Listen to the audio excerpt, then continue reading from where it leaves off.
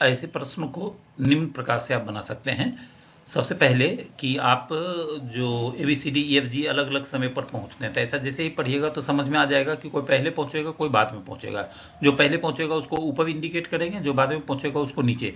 आदमी 7 है तो 7 इस तरह से, यहाँ पीला वाला लाइन देखिए, 1 2 3 4 5 6 7 आप पेन से ऐसा बना लेंगे। अब देखो, जहां तक पढ़ेंगे वहां ये लाल निशान हम रखे हैं, तो आप स्क्रीन पर बायां हाथ ऐसे रखिएगा ताकि एक लाइन दोबारा ना पढ़ना पड़ जाए आपको, उसमें टाइम बर्बाद ना हो। अब यहाँ देखिए डाटा मिलता है, इसमें बी डी और ई के पहले पहुंचता है, तो इसका शॉर्टकट बनाएंगे। बी, यहाँ से बी उठाए, बी डी के भी पहले पहुंचता है और ई के भी पहले पहुंचता है, ऐसे बना दीजिए। बी डी के भी पहले पहुंचा और यही भी ई के भी पहले पहुंचेगा। तो देखो अलग बनाया ये, मतलब बी दोनों से पहले पहुंचता है, बट बी डी और ई में कौन पहले कौन बाद ये नहीं पता है। जैसे कुछ मिस्टेक स्टूडेंट ऐसा करता है कि बी डी और ई के पहले पहुंचता है, ऐसा बना देगा, तो ऐसा नहीं बनाना है। बी डी के पहले और बी ई के पहले, दो ऐसे बनाइएगा।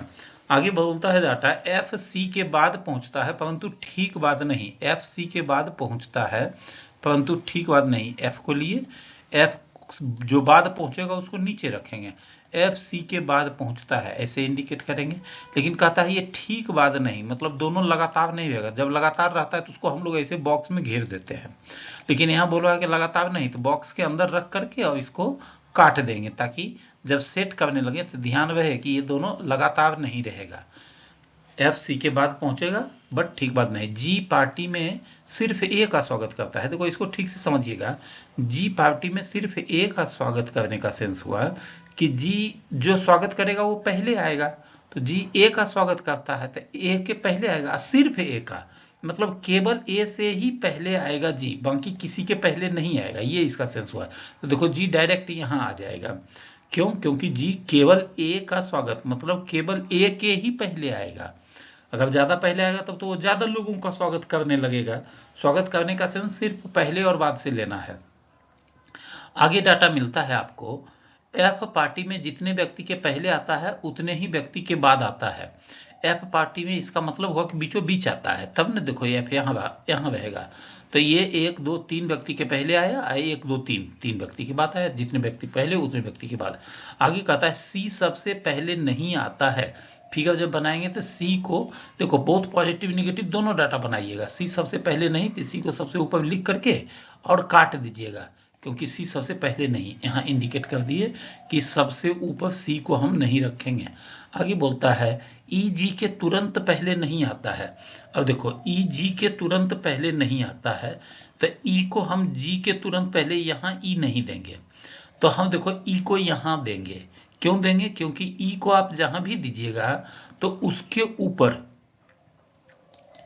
ई के ऊपर आपको रखना है बी को, तो ई यहीं देंगे। क्यों यहाँ देंगे कि ई जब यहाँ देंगे तो इसके ऊपर हम बी सेट कर सकते हैं, ठीक है। ई जी के तुरंत पहले नहीं है।